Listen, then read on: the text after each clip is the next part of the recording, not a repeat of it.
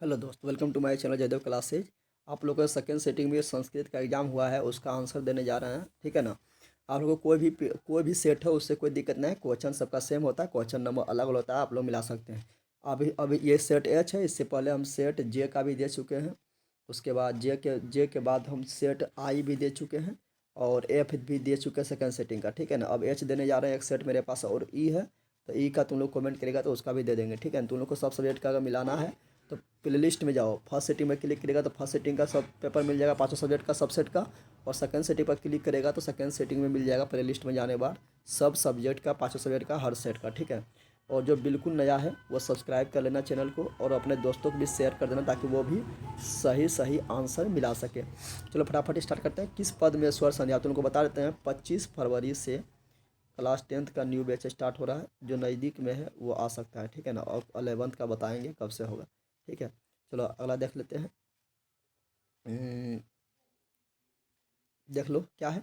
किस पद में स्वर संधि नहीं है, तो इसमें है स्वर संधि, इसमें गुण संधि है, इसमें अयादी संधि है, इसमें दीर्घ संधि है, लेकिन इसमें स्वर संधि नहीं है। ठीक है। डी नंबर हो जाएगा। किस समास का प्रथम पद अव्यय होता है, तो अव्ययभाव का अव्यय होता है। बी नंबर हो जाएगा क्योंकि इसका नाम में अव्ययभाव है।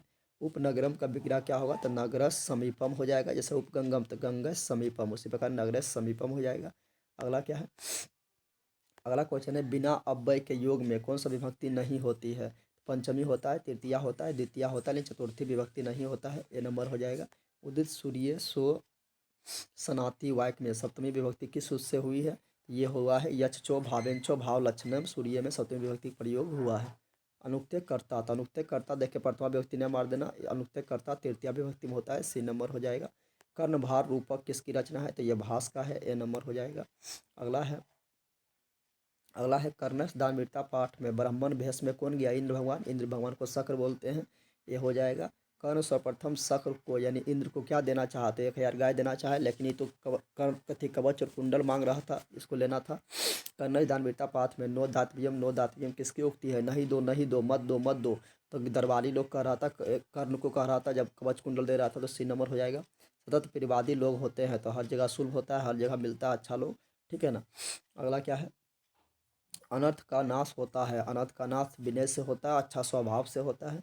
सीमंतोन्नयन संस्कार का प्रायोजन क्या है, तो गर्भस्थ में जो बच्चा है उसको संस्कार देना, अच्छा विचार देना। ए नंबर हो जाएगा। भारतीय जीवन दर्शन का महत्वपूर्ण उपादान क्या है, तो संस्कार हो जाएगा। महत्वपूर्ण उपादान क्या होगा, संस्कार। हम लोग का 16 संस्कार इसे 5 भाग में बांटा गया है। अगला क्वेश्चन है किसान संस्कार कहाँ होता है, तो किसान संस्कार गुरुकुल में होता है, गुरु के घर में होता है, गुरुगिरी में होता है, गुरु आश्रम में होता है। ये नंबर हो जाएगा।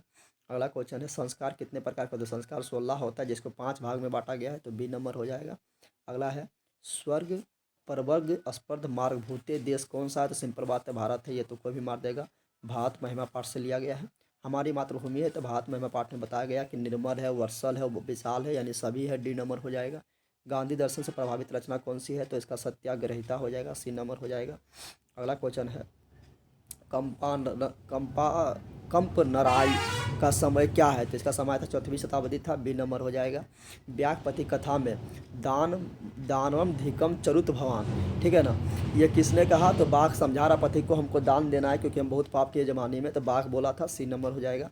अगला है वैसी प्रथमे सूत्र से ढीप प्रत्यय किस पर शब्द में है, तो यहाँ पर ढीप प्रत्यय बोलेंगे तो किशोर में तो ढींच है, तो इसमें तो होगा पत्नी में होना चाहिए। ठीक है ना। तो पत्नी में होना चाहिए, पत्नी ही होगा। मृदु जो तल, तो तल लगता है तो ता बनता है, तो हो जाएगा मृदुता हो जाएगा। उसी प्रकार शत्रु जो तल शत्रुता हो जाएगा, लघु जो तल लघुता हो जाएगा, मित्र जो तल मित्रता हो जाएगा। अन्यर में कौन सा पड़ता है, तो ओ हटा दो रो हटा दो तो बचेगा नी, तो नी किस में है, चिंत नियम, तो जिसमें अन्यर होता है उसमें नी होता है, तो ए नंबर सही हो जाएगा। मनुष्यत्वम में कौन पड़ता है, तो देखो यहाँ तवम है, तो तवम से तो आ रहा है, बीच में आ रहा है, तो तब पड़ते हो जाएगा। जिसमें तो नजर आए तवम नजर आएगा उसमें तो पड़ते हो जाएगा। B number. लोभ के दुष्परिणाम का वर्णन किस पाठ में किया गया, तो व्याकपति कथा में कहा गया कि किस प्रकार पथिक जो है बाघ के चक्कर में फंस जाता है, लोभिक चक्कर में और मर जाता है। हितोपदेश कैसा ग्रंथ है, तो ये बाल बाल कथा ग्रंथ है, यानी बालक को बता रहा है कि लोभ नहीं करना चाहिए, और बालक उलक के किसी जानवर की मदद से, जीव जंतु की मदद से बता रहा है। ठीक है ना। किस शब्द का तीनों रूप एक ही लिंग में होता है, तो युष्मद युष्मद में आता है, तवम युवाम युवम आता है। तवम युवाम युवम जो है चाहे स्त्रीलिंग हो या पुल्लिंग हो नपुंसक लिंग हो, सबके लिए एक ही होता है, तो ये हो जाएगा। किस पद में अनुपसर्ग नहीं है, तो अनुवाद में है। इसका संधि विच्छेद करो तो अनुजर बय हो जाएगा, इसमें भी है। इसमें भी अनुज और व्यसन हो जाएगा, इसमें भी है लेकिन इसमें नहीं है, सी नंबर हो जाएगा। अगला हितोपदेश के रचनाकार कौन है? हितोपदेश के रचनाकार कौन है? नारायण पंडित है। व्यासपति कथा इसी से लिया गया है। अगला है लौकिक संस्कृत साहित्य कवित्रियों में प्रथमा कलप कौन है? तो प्रथमा कलप जो है वो विजयांग है, और विजयांग को दंडी ने सर्व शुक्ला सरस्वती कहा था। अगला है ऋग्वेद में कितने मंत्र दशमती ऋषिकाओं का उल्लेख है? तो 40 गो है, इसका हो जाएगा डी नंबर हो जाएगा। रविंदर का संधि विच्छेद क्या हुआ? तो रवि और इंद्र हो जाएगा, ए नंबर हो जाएगा। अन्यायम में कौन समास होता है? आगे ओ रहता है तो होता नए समास होता है, जैसे ओशिष्ट हो गया, अनादर हो गया, ओसंख हो गया, ओधर्म हो गया, सब में न है। आर्ची लुटखानते तराते, इसमें हमको थोड़ा डाउट है लेकिन मेरे ख्याल से ये होना चाहिए, ठीक है। अगला क्वेश्चन क्या है? अगला उभयता अव्यय में, तो उभयता अव्यय में हमेशा द्वितीय विभक्ति का प्रयोग होता है, तो डी हो जाएगा। अधिकतम तो अति जोर अति जोर अधिकतम हो जाएगा, तो अति इसको संधि विच्छेद करेंगे तो अति आएगा, इसलिए बी नंबर हो जाएगा। अगला है आलस कथा पाठ में मिथिला के मंत्री कौन था? तो वीरेश्वर था, जो काफ़ी दानी था, ठीक है ना। और आलस कथा के लेखक विद्यापति है, वही देखो पूछ दिया गया है। आलस कथा के लेखक कौन है? तो आलस कथा के लेखक विद्यापति है, डी हो जाएगा, ठीक है। जिसमें बताया गया कि आलस नहीं करना चाहिए, 4 आलस के बारे में चर्चा किया गया है। ये बोरा तर्कयते यदिस्मनि गृह अग्निहस्ते, यानी बोल रहा है कि लग रहा है कि ये आग लग गया है। तो कौन बोल रहा है? तो पहला जो आरसी था वो बोला था अरे लोग हल्ला क्यों कर रहा है, तो दूसरा बोल रहा है कि लग रहा है आग लग गया। तीसरा बोल रहा है कि वो को हमको आके बचा ले, यहाँ से बाहर निकाले। चौथा बोल रहा है अरे तुम लोग हल्ला काहे करते हो, यानी चारों आरसी अपने गलबात कर रहा है, आग लग गया तो भाग नहीं रहा है, और सो रहा है को आए उसको बाहर निकाले, पगले हैं। तो बी नंबर हो जाएगा इसका। किस संधि में स्वर वन में विकार परिवर्तन होता है? तो स्वर बोल रहा था स्वर संधि हो जाएगा, सी नंबर हो जाएगा। यद्यपि में किन वर्णों के मेल हुआ था? यद्यपि में होगा यदि जोर अपी, यदि जोर अपी, यदि जोर अपी करेंगे तो यहाँ से हर्षिक और यहाँ से ओ, तो डी नंबर हो जाएगा। स्वर संधि है, स्वर संधि में यन संधि है। विसर्ग संधि का उदाहरण कौन सा है? तो विसर्ग होगा निरो होगा, इसको तोड़ेंगे तो होगा निह परस लोग, तो यहाँ आगे विसर्ग आ गया है इसलिए विसर्ग संधि हो जाएगा, निरो हो जाएगा। अगला क्या है? अगला है संस्कृत साहित्यम का विग्रह करें, तो संस्कृत का साहित्य का के क्या आता है? तो षष्ठी विभक्ति का वचन, तो सही लगता है संस्कृत साहित्यम हो जाएगा। वेदांत दर्शन के प्रवर्तक कौन है? तो बदरायन है, तो इसका बी नंबर हो जाएगा। बोध से वेदांत, बोध से बदरायन। और शांति के निवारण का उपाय क्या है? तो विश्व शांति, विश्व शांति सब लोग करें, विश्व में शांति बनक रहे, तो इसी से अति होगा, ठीक है ना, शांति मिलेगा। किससे असहिष्णुता का जन्म होती है? तो द्वेष से, जलन के, एक दूसरे से देखने से, जलन से, जलने से असहिष्णुता का जन्म होता है। परपीड़न से क्या होता है? परपीड़न से आप नाश होता है, यानी अपने आप का नाश कर लेता है, दूसरे देश से जलना नहीं चाहिए। किससे शांति होती है? शांति परोपकार से होता है, परोपकार मतलब अच्छा काम से होता है, बी नंबर हो जाएगा। एक जोड़ एकम की संधि क्या होती है? एक जोड़ एकम एक एकम होता है, सी नंबर करेक्ट हो जाएगा। और ये स्वर संधि का वृद्धि संधि है। बही का अर्थ क्या होता है? तो ये तो आप लोग कमेंट में बताना, हमको नहीं पता है। अगला क्या है? अगला है गुरु गोविंद सिंह का जन्म किस नाम से प्रसिद्ध है? गुरु गोविंद सिंह का जन्म पटना साहिब में हुआ, जिसको गुरुद्वार के नाम से जाना जाता है, सिख धर्म के 10वां गुरु है। अगला है पटना नगर की पालिका देवी कौन है? तो पटन देवी है, सी नंबर हो जाएगा। अगला है पाटलिपुत्र पटना के नाम से कब प्रसिद्ध हुआ था? पाटलिपुत्र पटना के नाम से मध्यकाल में प्रसिद्ध हुआ था, और उस समय शेरशाह सूरी था जिसने ग्रांड ट्रंक रोड बनाया था। दधी शब्द का रूप चलेगा तो अच्छी पर चलेगा, ठीक है। दधी मतलब दही होता है, और ई करांत नपुंसक लिंग, यानी अच्छी पर चलेगा। ई करांत नपुंसक लिंग ही है। गच्छयु पद में कौन सा धातु है? तो गच्छ चलता है गच्छ पर, लेकिन इसका मूल धातु जो है वह गम, क्या है?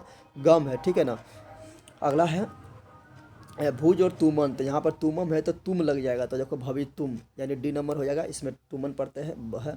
किस पद में ठक है? ठक जहाँ रहेगा तो उसमें इक मिलेगा, ठीक है ना, तो ठक बदलता है इक में। जैसे सामाजिक हो गया, ऐतिहासिक हो गया, धार्मिक हो गया, द्वारपालिक हो गया, ठीक है ना, वैज्ञानिक हो गया, तो इसमें है तो सी नंबर हो जाएगा। नारी में कौन सा स्त्री पड़ता है? तो ढीन है, सी नंबर हो जाएगा।